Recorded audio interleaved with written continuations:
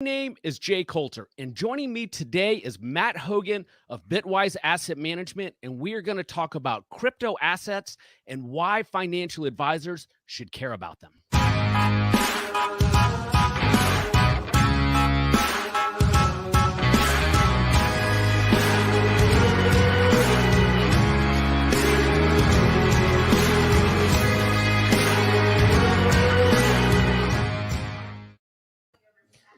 Matt Hougan is one of the thought leaders on crypto assets in the financial services industry. Part of that reputation, Matt, I believe has come from the fact that you had a long history in asset management before you ever got into the space. Could you tell listeners and viewers a little bit about your background from the asset management days and the transition into crypto? Sure. I came from the ETF industry, as you know, Jay.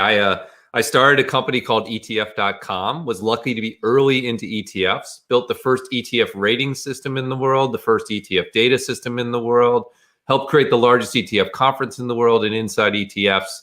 Got to do fun things like serve on the Barron's ETF roundtable and write the CFA Institute's first paper on ETFs with a couple of co-authors. I sold that business in 2015 and 2016. Sold it to CBOE, sold part of it to Informa and part of it to FactSet. And then I looked around for what is the next big disruptive area of finance where I thought I might be able to add a little bit of value. And the place I settled was crypto. And that was for two reasons. One, I saw the potential, both in terms of as a technology and in terms of as an asset for advisor portfolios. And two, I saw what was just a morass of terrible information. It was all hyperbole. Crypto was either going to change the world and solve world peace, or it was going to destroy us. I think Charlie Munger called it worse than harvested baby brains or something ridiculous like that. So I thought there was space for a common middle ground, sensible education, and I jumped in. Awesome. You know, I told you before our broadcast here that I just started my journey about 90 days ago trying to get educated on crypto. And fortunately, because of this platform I have with the show, I've been able to bring on thought leaders to kind of start to pick their brain, to go through the educational journey with them. And I've had, some of your colleagues in the space, and I'd like to start off with a clip. So the first clip is from Adam Blumberg, and I asked him why financial advisors should even care about crypto. Well, that's a really good question. There are several reasons why they should care about the space, why they might want to care about the space. One is most likely they have clients that have at least asked about it, right? They have at least asked, what is this Bitcoin thing? I see it. Should I get involved?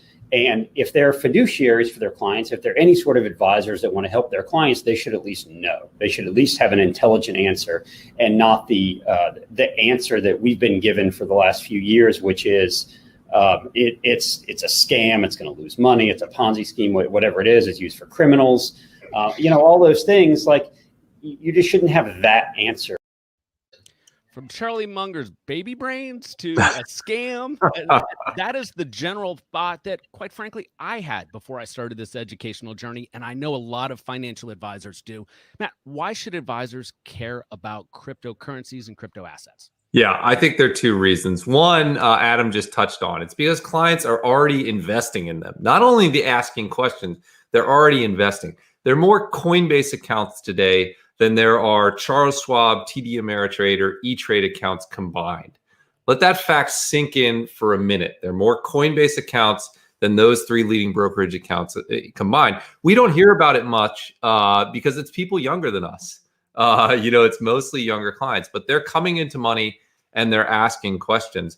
The other reason they should care is that if you strip the name crypto from it, if you were looking at this just as an asset, every advisor and every investor would at least want to consider putting it into their portfolio because it combines three things which are really hard to find. It combines high potential returns, right? Bitcoin's up 3,500% in the last 5 years. It went up 96% in 2019. It's the best performing asset class this year. It has no or low correlation to every other asset, and it has liquidity. Look, most clients of advisors can't access something with high returns and low correlations because you're talking about early stage venture capital, you're talking about 7 or 10 year lockups. Now they finally can. They can access a true alternative asset. because it doesn't have those liquidity restrictions. And for those two reasons, I think every financial advisor has to educate themselves about this space, and many should consider an allocation. All right. I think this breaks broadcasting rules, but I got to ask you to repeat that stat. Adam is tuning in and he'd never heard that stat either about Coinbase accounts. Yeah. That's absolutely right. There are over 30 million Coinbase accounts today, which is larger than the total number of retail accounts at TD Ameritrade, Schwab, and E-Trade combined. Now, it's a huge number. I mean, it's stunning, but it's not asset equivalent. I don't mean to overstate things, right? These are mostly younger people with less money. But there is a huge number of people that own crypto assets today. And, we do a survey every year of financial advisors. And financial advisors tell us that they think about a third of their clients definitely own crypto assets on the side. A third might own it. And they've all received at least a question from a client. And here's the important thing. The biggest risk in crypto assets, people ask me what the biggest risk in crypto assets is, and they think it's regulatory, or they think it's criminal activity, or they think it's technological risk. It's none of those things. It's behavioral. The biggest risk in crypto assets is you're buying an extremely volatile asset, and I worry about those retail investors directing their own portfolios and falling prey to behavioral errors. And all of those assets would be better served if they were under an advisor umbrella who could fit them into an asset allocation program and manage them appropriately. All right. So that's a great segue into really the core of this conversation, which is the first of two interviews we're going to do. So how can financial advisors have these conversations with their clients? Because one word that you were using just a minute ago really stood out to me. It's that they don't know if their clients have that, if they have access, if they're allocating to it, which if they're fiduciary advisors creates a problem. So how do we have that conversation, Matt? Yeah, first you just have to ask them. Look, a few years ago, there weren't good solutions. Advisors really couldn't bring crypto under their umbrella. There weren't funds that made it easy. It didn't go through reporting systems. It couldn't be custodied at a third-party custodian. So you couldn't even really have that discussion because it didn't make any sense to bring it under your umbrella as an advisor. Now you can, right? Now Fidelity is a custodian. Now Jane Street is making markets in crypto. Now the largest crypto market in the US is the regulated Bitcoin futures market. You can talk about this as a professional asset that professional investors can allocate to. So that's the first thing. And then the second thing is you have to learn how to talk to people about what crypto is. There's a widespread misunderstanding about what crypto is. People think it's a new kind of currency that you're going to use to buy your mocha frappuccino at Starbucks. And that's not what crypto is. If that were true, I wouldn't be involved in this space. The smartest VCs wouldn't be involved in this space. No one would be interested in this space because cash is really good for buying, I guess it's pumpkin spice lattes right now. Cash is really good for that. What crypto is a disruptive technological breakthrough that allows money to move over the internet. And that is a big deal, right? Every time we figured out how to move something over the internet, whether that was media or email or voice, it disrupted a major area of the market. Crypto is the same thing for money. And so just learning to have a basic conversation about what crypto is the first step advisors need to go down before they can have that conversation with clients. Yeah, I'm a little embarrassed to admit how I got excited about it. And it was, quite frankly, for capitalistic reasons. I was watching a documentary about what could happen in third world countries as the currency collapses, and if the population were to start adopting Bitcoin, what that could do to the price. And then, it went much deeper than that. And if you want documentaries on Bitcoin and cryptocurrency, there are a lot out there. But then I started doing my own research, and what I found is some of the smartest people in the industry. And like you said, Matt, the venture capitalists with real money going behind these assets. And then I noticed there was a lot of white papers out there. So for podcast listeners, I encourage you to go visit the Bitwise asset management site and download this paper. But I want to read you a quote from Matt's white paper, The Case for Bitcoin in an Institutional Portfolio. So here we go. On average, assuming a quarterly rebalancing and 2.5% allocation to Bitcoin would have boosted the 3-year cumulative return of a traditional 60-40 portfolio by an astonishing 15.9 percentage points. Matt, I got to be honest with you. I'm surprised that hasn't caught more attention. It has caught a lot of attention. It actually has. We've seen significant inflows from financial advisors and professional investors based on this kind of argument that just as an asset that you can add to a portfolio, it can have an enormous impact, and importantly, at a very small allocation, right? You're not talking about a 10% allocation or a 15% or a 20% allocation. The risk gets too large. A 2.5% allocation can have this kind of impact. And this was over the average 3-year period on a rolling basis since 2015, I believe. So this is a long time frame. It's really a very powerful asset, even at small allocations. Yeah, and it's a really written white paper for folks that want to do a deep dive on this asset class and take an institutional look at crypto. I would suggest even if you're at the beginning of your journey, because it's packed with data and it's written from an asset management framework from my perspective. I appreciate that. Yeah, we're trying to do this. And, a big theme of what's happening in crypto right now is more institutional quality papers. I appreciate you shouting out our paper. Fidelity just put out a great paper today, Fidelity Digital Assets, about Bitcoin as an alternative asset. I mentioned I wrote the CFA's guide to ETFs. I recently submitted the draft for the CFA guide, first guide to crypto assets, which will be coming out in Q4. So this is a rapidly professionalizing space, and there's some great research and white papers out there to educate people. Well, let me put you on the spot. If you were just starting your journey, what would you recommend somebody read, a financial advisor read? Yeah, well, I'll be selfish first. Shoot me an email, matt@bitwiseinvestments.com. I'll get you an early draft of some of those CFA thoughts. I think it's a great paper. Look, the first half of a book called Crypto Assets, written by Chris Berniski, is a really good introduction to what Bitcoin is. There's also another book called The Bitcoin Standard, which is worthwhile as a broad-based introduction. But you need to take a couple of different shots on goal. I think our white paper is a good example. You need to approach it as a disruptive technology. You need to approach it as a portfolio asset, and then you can start to get a feel. But those two books are places I would start. Excellent. And could you tell listeners and viewers a little bit about your firm, Bitwise Asset Management, what you do and the services you provide? Sure. Bitwise was created exclusively to serve financial advisors and to help them get clients invested in crypto. We're best known for having created and running today the world's largest crypto index fund, the Bitwise 10. It holds the 10 largest assets in the crypto asset space. You can think of it, an institutional investor referred to it as the S&P 500 of crypto. That fund's currently available as a private placement only to accredited investors. But later this year, it'll be accessible through brokerage accounts, we believe, through the OTCQX platform. So you'll soon be able to buy it. There'll be a ticker. Now it'll trade like a closed-end fund. There could be premiums and discounts, but you will be able to access that in a traditional brokerage account soon. We think.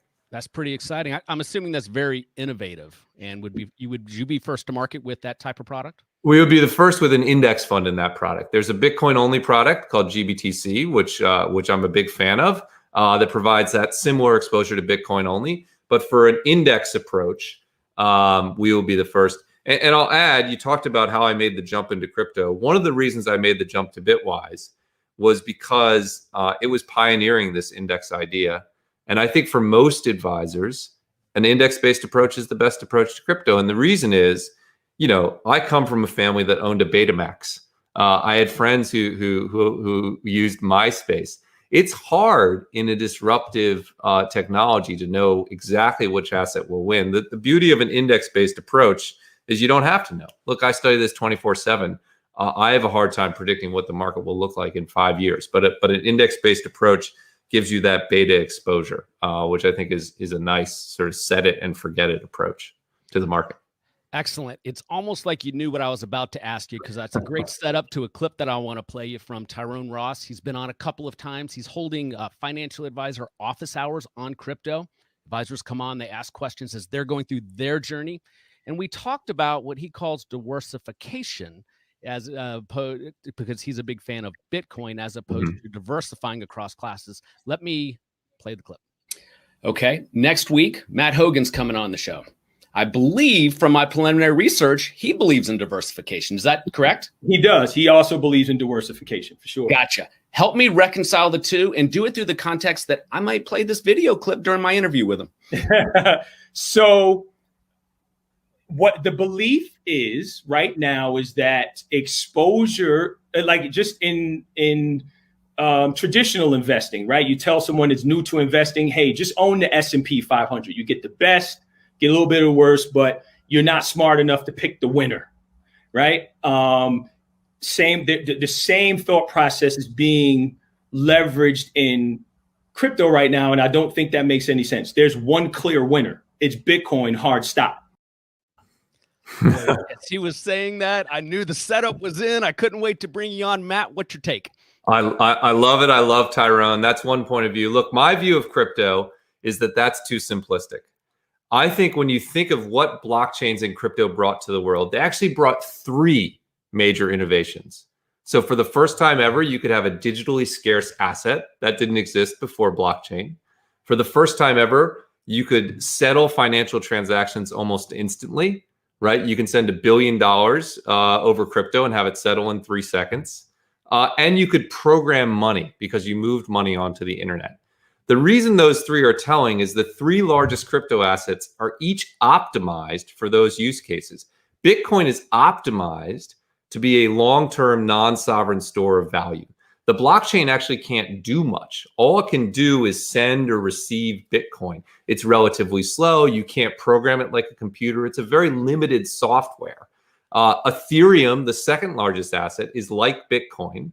It's a little bit less secure, but you can program it the same way you could program your computer. So you can program in complicated smart contracts. You could program in asset raising. You could program in automated loans or escrow accounts or trust accounts. The third largest crypto asset, XRP, is similar to Bitcoin, similar to Ethereum, except it's much more centralized and much faster. And so as I see, I think Tyrone is viewing crypto as just a replacement for digital gold, right? It's a new form of digital gold, a new form of currency. I see it as something much bigger. I see it as potentially disruptive of multiple parts of the financial ecosystem: money, transactions, programmable money. And therefore, you have different crypto assets that are optimized for those different use cases. It's absolutely true that Bitcoin is the biggest today because it's the most established. It's been around the longest. It's further down the path of penetrating the digital gold market than Ethereum is on penetrating the broader financial market. But that's not necessarily true in the future. In fact, I could argue that that programmable money market is bigger than the market as Bitcoin is going after. The beauty of a market cap weighted approach is if I'm wrong and Bitcoin's the only winner, the index will allocate more and more and more and more and more to Bitcoin until it's 100% Bitcoin. And if I'm right, maybe Tyrone will be up, 10x and I'll be up 9x, and good for him. But there is a chance that I'm right, that it's a broader disruption of finance, that it's going to disrupt finance the same way the World Wide Web disrupted media and advertising. And if I'm right, then the index could be up, 20, 30x versus 10x for Bitcoin alone. So it just depends on your level of confidence that there is only one winner. And Tyrone and I have a friendly disagreement about that. Yeah, one of my favorite aspects of doing this research on crypto assets, cryptocurrencies, Bitcoin, et cetera, is that everybody is very agreeable and supportive, even if they're different point of views, which doesn't always happen in the asset management space. Adam had a great example while you were talking of a great analogy. It's like buying gold and Microsoft. In that bucket. There you go. That's perfect. That's a perfect example. Look, I'll give you one more analogy. If you think back like 30 or 40 years when they first introduced credit cards, people's wallets were like this thick. They had like 30 or 40 different credit cards, and they were each used, they were single use. You had like a Sears credit card. You had a Steakhouse credit card. You had a Discover card. You had a million different credit cards. Over time, you ended up with 4 or 5 different credit cards that were each optimized for a different use. One for business, one for travel and points, one at this gas station. But you didn't end up with one, right? You didn't end up with one, even though you could have made the argument that eventually it'll concrete down to one. I think the same thing's happening in crypto. Look, there's this enormous bloat. There's 6,000 crypto assets. Most of them are worth 0. Tyrone thinks we're going to narrow down to one. I think we're going to narrow down to like 4 or 5 that I have in my wallet today, which is this thick and not as thick as my grandfather's wallet was, which was about this big. I don't know how he sat down with it. So just different views of thinking about it. That's an excellent analogy, Matt. I really appreciate your time. Viewers and listeners, this is first of a 2-part interview we're going to do. This one is geared around why advisors should care about crypto assets and how to have the conversations. On our next broadcast, we're going to go a lot deeper, and we're going to talk about some of the specifics and the questions that advisors like myself have. Like, do you need to take it offline? That Coinbase statistic is exciting and frightening, because I got to be honest with you, Matt. I have a Coinbase account I opened like a year and a half ago to see how it worked, and I put $100 in, and I added $100 yesterday just to see if it still worked the same way. And it's like the Wild West. Matt's going to help us go deeper, and then the applications for financial advisors as we look at this becoming a viable asset class in a portfolio. Matt, thank you very much for your time. Thank you. Glad to be here.